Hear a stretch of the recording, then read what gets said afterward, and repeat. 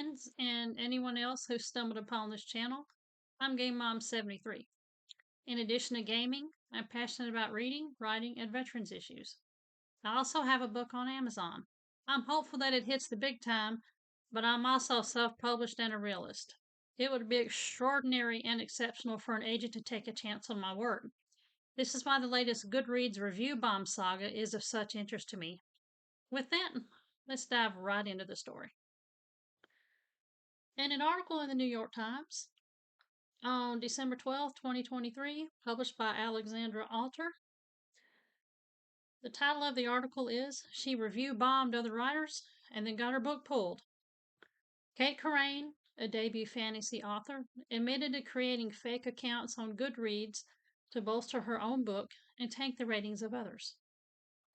A fantasy debut author who had a 2-book deal with Penguin Random House, one of the big five, on Tuesday admitted to creating fake accounts on the website Goodreads to sabotage other novelists by leaving negative reviews.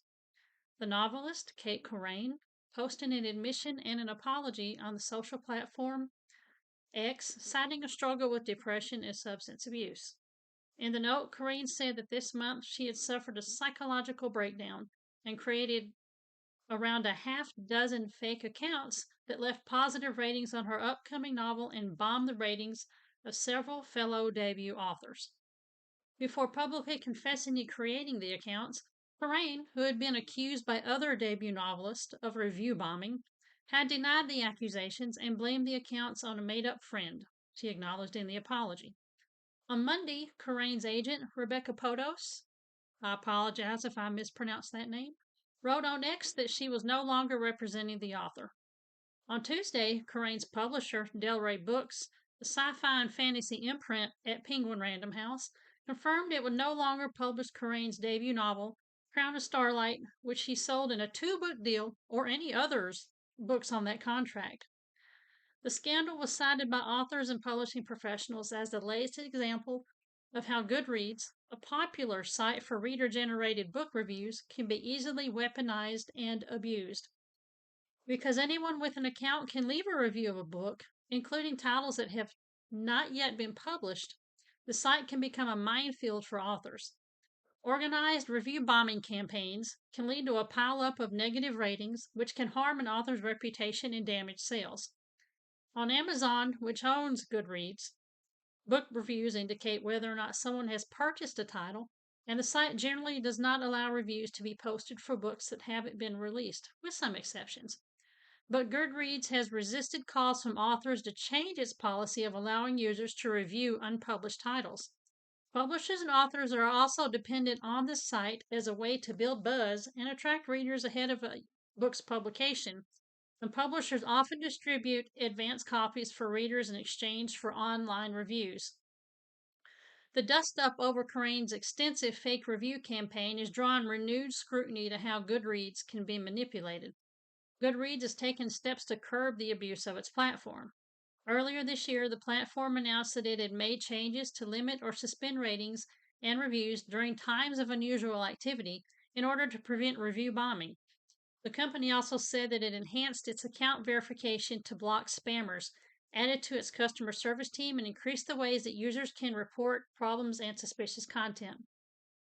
In a statement on Goodreads, on Tuesday, a Goodreads rep said the company has clearly established community guidelines and removes reviews and accounts that can violate those rules. The reviews generated by Killeen have been removed, the company confirmed. Still, while a blizzard of bad reviews of a single title would likely arouse suspicion immediately, a campaign like the one Killeen undertook, creating several fake accounts to leave single bad reviews on multiple titles, might be harder to detect. Bethany Baptiste, whose forthcoming debut novel, The Poisons We Drink, was one of the books that Killeen disparaged, said that she first learned of the plot on Goodreads on December 5th, when the author, Zirin J. Zhao, wrote on X about the suspicious one-star reviews without naming Killeen. In her apology, Killeen confirmed that she had targeted Baptiste along with Camila Cole, Molly X. Chang, and Danielle Jensen. Killeen also said in addition to the roughly 6 fake accounts she created recently, She also used 2 fake accounts she established in 2022. Baptiste said that she was unsettled to find that the other debut novels that Corinne left negative reviews for included books written by LGBTQ authors and writers of color. She and other authors were also upset by the revelations because Corinne was part of a Slack channel for 2024 debut authors where writers shared advice and support. After learning of her activities, some members of the channel disabled their accounts. It's very sad that it came to this and that this one person caused this very supportive community to implode because we weren't sure who we could trust anymore, Baptiste said. The sense of community has been shattered by this. And I agree.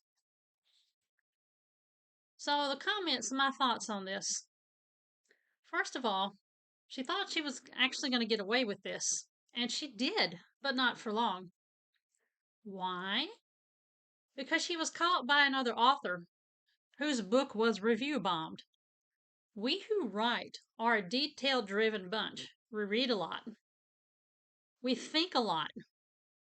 We think a lot about what we read and write, and the reviews just simply didn't look right and raised more than one red flag. Writing and then getting a book published is hard. It's an exceptional, life changing experience to get to the level of having an agent, then an editor, and then a publisher. She made it. It's something so many hopeful authors dream about. She made it. And what did she do?